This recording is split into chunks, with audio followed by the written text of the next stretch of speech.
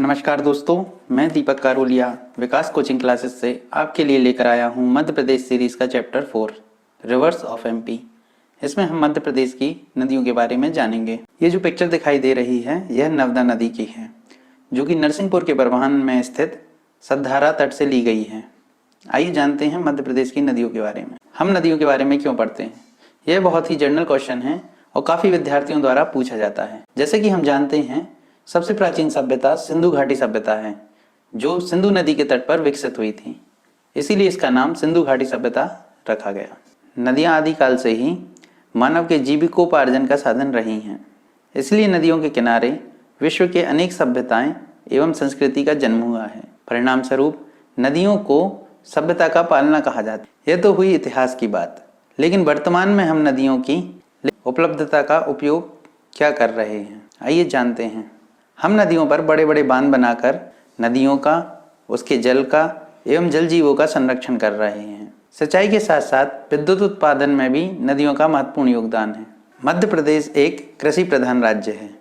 इसके लिए सिंचाई एक महत्वपूर्ण कार्य है और मध्य प्रदेश की अर्थव्यवस्था में कृषि का 47% योगदान है और हमारी कृषि नदियों से सिंचाई पर आधारित है। इसलिए हम कह सकते हैं मध्य प्रदेश की अर्थव्यवस्था या समुचित विकास में नदियों का प्रमुख भूमिका है, जैसे पर्यटन के स्तर पर, जल विद्युत उत्पादन पर या रोजगार के आधार पर। आइए जानते हैं एक एक कर। जहाँ जहाँ नदियाँ होती हैं वहाँ सभ्यता विकसित होती है और जहाँ सभ्यता विकसित होती है वहाँ व्यापार होता है। वर्तमान में पर्यटन एक प्रमुख व्यापार के रूप में सामने आया है। इसलिए राज्य की सरकारें नदियों के संरक्षण एवं इसके किनारों को विकसित कर पर्यटकों को आकर्षित करने का प्रयास कर रही हैं। इसका उत्तम उदाहरण है हनुवंतिया टापू, जो कि खंडवा में नर्मदा नदी के तट पर विकसित किया गया है। खंडवा का हनुवंतिया टापू एडवेंचरस वाटर स्पोर्ट्स क्लब सरकार द्वारा स्थापित किए गए हैं ताकि पर्यटकों को आकर्षित किया जाए। भोपाल में भी राजा भोज तालाब में लेक व्यू पॉइंट विकसित किया गया है।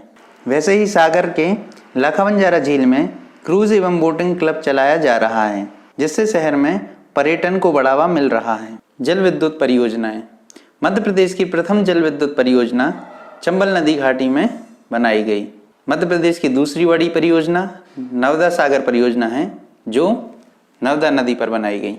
मत्स्य पालन में रोजगार के अवसर निर्मित किए गए हैं और मत्स्य पालन एक प्रमुख रोजगार का साधन बन गया है।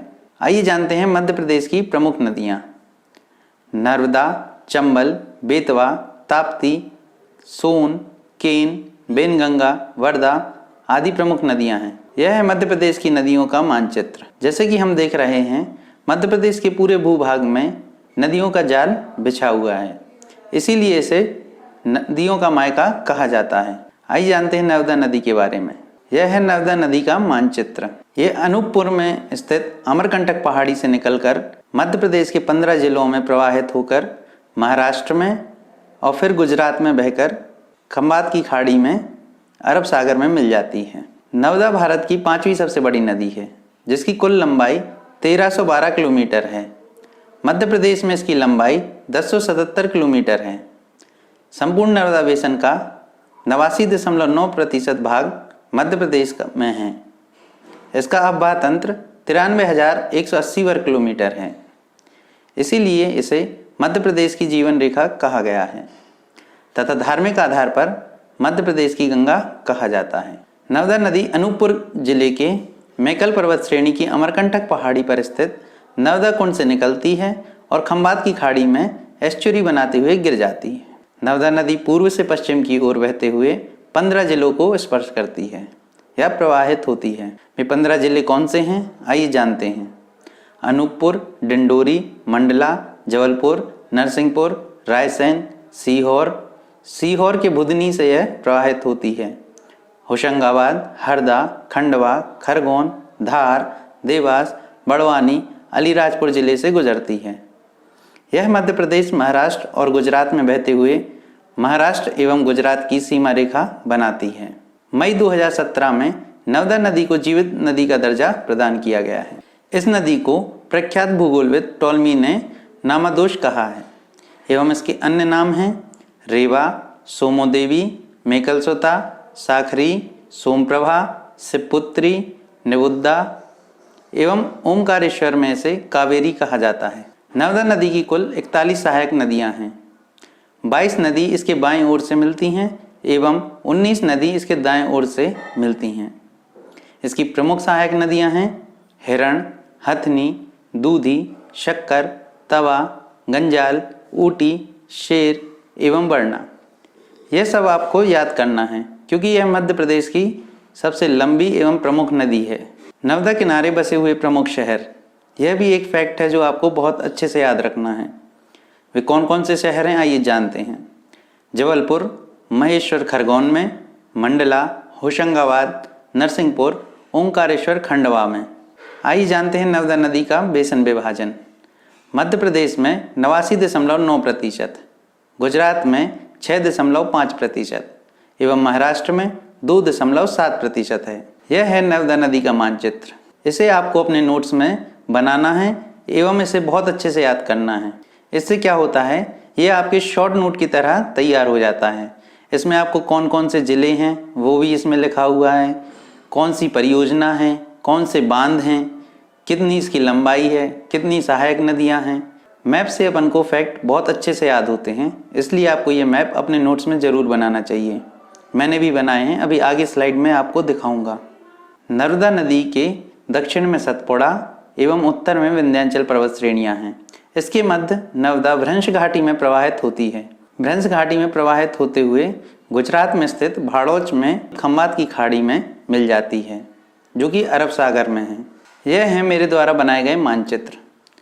आशा करता हूँ आप भी अपने नोट्स में बनाकर इस तरह याद करेंगे। इसमें मैंने चंबल नदी को दर्शाया है और केन नदी को। यह आपके शॉर्ट नोट की तरह काम करेंगे। इसमें मैंने नर्मदा नदी का फैक्ट बनाए हैं। इसमें मैंने नर्मदा नदी को बनाया है। आप क्लियरली देख सकते हैं जितने भी इसके फैक्ट हैं ये मैंने इसमें बनाए हैं। क्षिप्रा एवं जोहिला, यह है ताप्ती एवं बेतवा, यह है पार्वती और माही। इस मानचित्र में है पार्वती, माही, कालई सिंध, केन। आइए जानते हैं चंबल नदी के बारे में। चंबल नदी का इतिहास महाभारत से जुड़ा हुआ है। इस नदी को राजा रंतिदेव ने उद्गमित किया था और इसको पूर्णा कहकर संबोधित किया, लेकिन इसका पौराणिक नाम चर्मावती है। उत्तर पश्चिमी मध्य प्रदेश की सबसे बड़ी नदी चंबल नदी मालवा पठार से इंदौर जिले के महू के पास विंध्याचल क्षेत्र में स्थित जानापाव पहाड़ी से निकलती है। उत्तर पूर्व से पूर्व दिशा में कमर्स, उज्जैन, श्योपुर, भिंड एवं मुरैना जिला में प्रवाहित होते हुए मध्य प्रदेश व राजस्थान के मध्य प्राकृतिक सीमा बनाती है और आगे चलकर इटावा उत्तर प्रदेश के समीप यमुना नदी में मिल जाती है। यह फैक्ट आपको अच्छे से याद रखना है कि यह मध्य प्रदेश एवं राजस्थान के मध्य प्राकृतिक सीमा बनाती है। ऐसे ही नर्मदा नदी महाराष्ट्र और गुजरात के बीच प्राकृतिक सीमा बनाती है और ताप्ती नदी महाराष्ट्र और मध्य प्रदेश के बीच प्राकृतिक सीमा बनाती है। चंबल के अन्य नाम हैं चर्मवती, धर्मावती, कामधेनु, रंतिदेव की कीर्ति आदि। यह मध्य प्रदेश की दूसरी सबसे बड़ी नदी है जिसकी लंबाई 965 किलोमीटर है और यह मध्य प्रदेश में 325 किलोमीटर प्रवाहित होती है। अब यह फैक्ट आपको अच्छे से याद रखने हैं। पहले जो परीक्षाओं में पूछा गया था नदी की कुल लंबाई पूछी जाती थी, लेकिन जैसे जैसे कंपटीशन बढ़ता जा रहा है अब उसमें स्पेसिफिक ये पूछा जाता है कि मध्य प्रदेश में कितने किलोमीटर प्रवाहित होती है। इसलिए आपको यह दोनों नंबर्स याद रखने हैं। चंबल की सहायक नदियां हैं काली सिंध, क्षिप्रा, पार्वती, कुंवारी, कराई, कूनो, वनास आदि। यह नदी जल द्वारा भिंड मुरैना के निकट अवनालिका अपर्दन से बीहड़ों का निर्माण करती है। यह अपनी उत्खात भूमि वाली भू आकृति के लिए प्रसिद्ध है जिसे चंबल खंड या रिवाइन ऑफ चंबल कहा जाता है। पिछले वर्ष पीएससी में यह प्रश्न बना था कि रिवाइन ऑफ चंबल किस नदी को कहा जाता है, तो इसका उत्तर चंबल है। व्यापम में भी एक प्रश्न बना था कि अध्यारोपित नदी कौन सी है, उसका उत्तर भी चंबल ही है। चंबल एक अध्यारोपित नदी है, सुपर इम्पोज्ड रिवर। बीहड़ या उत्खात भूमि, चंबल खंड, रिवाइन ऑफ चंबल, यह एक ही प्रकार की आकृति हैं जो मध्य प्रदेश में ग्वालियर, भिंड, मुरैना तथा राजस्थान के भरतपुर, धौलपुर के निकटवर्ती भागों में पाई जाती है। इस नदी पर चूलिया जलप्रपात एवं पाताल पानी जलप्रपात स्थित है। इस नदी पर मध्य प्रदेश की पहली जल विद्युत परियोजना गांधी सागर बांध चंबल नदी के पर मंदसौर में बनाया गया है। आइए जानते हैं बेतवा के बारे में। बेतवा नदी यमुना की प्रमुख सहायक एवं बुंदेलखंड पठार की सबसे प्रमुख नदी है, जो मध्य प्रदेश के रायसेन जिले के कुमरा गांव से निकलती है। इसकी लंबाई 480 किलोमीटर है, जो मध्य प्रदेश में 380 किलोमीटर की लंबाई में प्रवाहित होती है। बेतवा नदी मध्य प्रदेश के विदिशा, रायसेन, सांची, ओरछा जो कि अब निवाड़ी में है, से प्रवाहित होकर उत्तर प्रदेश के हमीरपुर के निकट यमुना नदी में मिल जाती है। बेतवा के अन्य नाम बेत्रावती, विंध्याटवी, मध्य प्रदेश की गंगा इसे प्रदूषण स्तर के आधार पर कहा जाता है। बुंदेलखंड की जीवन रेखा भी इसे कहा जाता है। इसके प्रमुख सहायक नदियाँ धसान, बेस, बीना, जामनी, केन आदि हैं। इस नदी से संबंधित एक फैक्ट है, देवगढ़ इसी नदी के किनारे स्थित है, जिसे बेतवा का आइसलैंड कहा जाता है। केन बेतवा लिंक भारत की प्रथम नदी जोड़ो परियोजना के अंतर्गत शामिल है, जबकि मध्य प्रदेश की ऐसी दूसरी परियोजना नर्मदा शिप्रा परियोजना है। बेतवा नदी पर माता टीला बांध बनाया गया है, जिसका अन्य नाम रानी लक्ष्मीबाई बांध भी है, तथा सिंचाई हेतु हलाली तथा भांडेर नहर का निर्माण इस नदी पर किया गया है। बेतवा की सबसे बड़ी सहायक नदी बीना नदी है, जिस पर भालकुंड जलप्रपात सागर के रहतगढ़ में स्थित है। आइए जानते हैं ताप्ती नदी के बारे में। ताप्ती नदी मध्य प्रदेश के बैतूल जिले पर स्थित सतपुड़ा पर्वत श्रेणी के अंतर्गत काली सिंध पहाड़ी की सबसे ऊंची चोटी मुल्ताई से निकलती है। यह भ्रंश घाटी में नर्मदा नदी के समांतर तथा पूर्व से पश्चिम दिशा में प्रवाहित होते हुए खंबात की खाड़ी में ज्वारंदमुख का निर्माण करती है। ज्वारंदमुख को इंग्लिश में एस्चुरी कहते हैं और आगे चलकर यह खंबात की खाड़ी में गिर जाता है। इसकी कुल लंबाई 724 किलोमीटर है। मध्य प्रदेश में यह 279 किलोमीटर है। मध्य प्रदेश और महाराष्ट्र के मध्य यह प्राकृतिक सीमा का निर्धारण करती है। इस नदी पर गुजरात में रज्जू सेतु एवं स्वावली बंदरगाह स्थित है। ताप्ती के अन्य नाम पयोषणी, इसका अर्थ है गर्म जल वाली नदी। इसकी सहायक नदी है सुक्ता, पूर्णा, गिरना, बोरी तथा शिवा। इस नदी पर 7 पौराणिक कुंड भी स्थित हैं, जिनके नाम हैं सूर्य कुंड, ताप्ती कुंड, शनि, धर्म, नारद, नागा बाबा एवं पाप कुंड। इसके किनारे स्थित प्रमुख शहर हैं बैतूल, मुल्ताई, नेपानगर, भुसावल जो कि महाराष्ट्र में है, सूरत गुजरात में है। यह प्रमुख शहर हैं। आइए जानते हैं सोन नदी के बारे में। इस नदी का उद्गम स्थल अनूपपुर जिले में अमरकंटक पर्वत पर हुआ है। इस नदी का उद्गम स्थल अनूपपुर जिले के अमरकंटक पर्वत पर नर्मदा नदी के उद्गम स्थल के निकट सोनकुंड नामक स्थान से हुआ है। इसकी कुल लंबाई 780 किलोमीटर है, जबकि मध्य प्रदेश में यह 509 किलोमीटर प्रवाहित होती है। सोन नदी का अन्य नाम स्वर्ण, सुवागदी, सुआ है।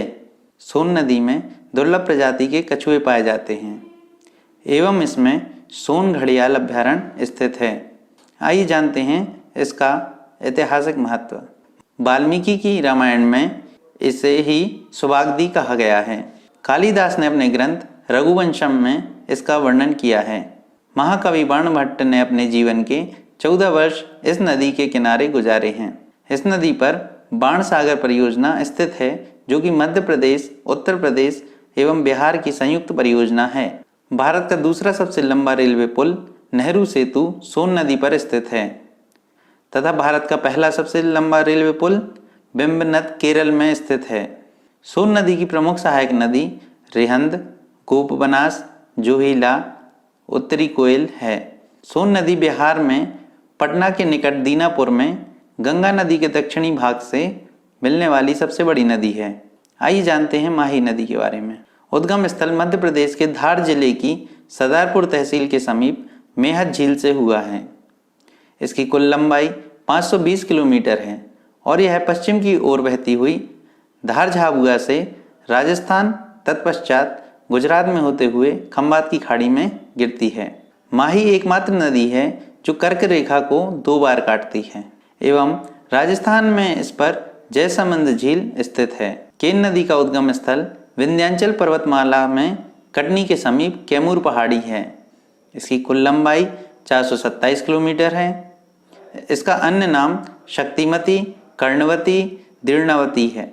इसकी सहायक नदियां हैं सोनार, बेबस एवं उर्मिल। नदी उत्तर दिशा में बहते हुए यमुना नदी में मिल जाती है। आइए जानते हैं क्षिप्रा नदी के बारे में। इसे मालवा की गंगा कहा जाता है। उद्गम स्थल इंदौर जिले में स्थित काकरीवर्डी पहाड़ी से है। इसकी कुल लंबाई 195 किलोमीटर है। इसकी सहायक नदी खान एवं गंभीर है एवं खान नदी के किनारे इंदौर शहर बसा हुआ है। उज्जैन, रतलाम, मंदसौर से बहती हुई ये चंबल नदी में मिल जाती है। उज्जैन में स्थित महाकाल मंदिर इसी नदी के तट पर स्थित है, जहाँ पर प्रत्येक 12 साल बाद महाकुंभ आयोजित किया जाता है। आइए जानते हैं पार्वती नदी के बारे में। इसका उद्गम स्थल सीहोर जिले के आष्ठा से है। इसके किनारे बसे शहर आष्ठा, शाजापुर, ब्यावरा, राजगढ़ हैं। यह नदी आगे चलकर चंबल नदी में मिल जाती है। आइए जानते हैं वर्धा के बारे में। वर्धा का उद्गम स्थल बैतूल जिले के वर्धन पर्वत शिखर से होता है और यह दक्षिण की ओर बहते हुए बेनगंगा नदी में मिल जाती है। इसका एक महत्वपूर्ण फैक्ट महाराष्ट्र में वर्धा और बैनगंगा के संगम को प्राणहिता कहते हैं। आइए जानते हैं तवा नदी के बारे में। पचमढ़ी के पास महादेव पर्वत की कालीभीत पहाड़ी से होशंगाबाद। तवा नदी का उद्गम स्थल पचमढ़ी के पास महादेव पर्वत की कालीभीत पहाड़ी से है। आगे चलकर यह होशंगाबाद में नर्मदा नदी में मिल जाती है। नर्मदा और तवा के संगम पर मंदार जलप्रपात है। तवा नदी पर होशंगाबाद के नज़दीक सबसे लंबा बांध बनाया गया है, जिसकी कुल लंबाई 1322 मीटर है। बीहड़ नदी यह रीवा के पहाड़ी क्षेत्र से निकलकर टोंस में मिल जाती है। इसमें एक महत्वपूर्ण फैक्ट है कि मध्य प्रदेश का सबसे ऊंचा जलप्रपात चाची जलप्रपात है, जो इस पर स्थित है, जिसकी कुल लंबाई 130 मीटर है। यह था हमारा वीडियो मध्य प्रदेश की नदियों के बारे में। हमारा अगला वीडियो बनेगा मध्य प्रदेश की नदी परियोजनाओं पर। आशा करता हूँ आपको यह वीडियो अच्छा लगा होगा, तो इसे लाइक और अपने दोस्तों में शेयर और सब्सक्राइब करें। धन्यवाद।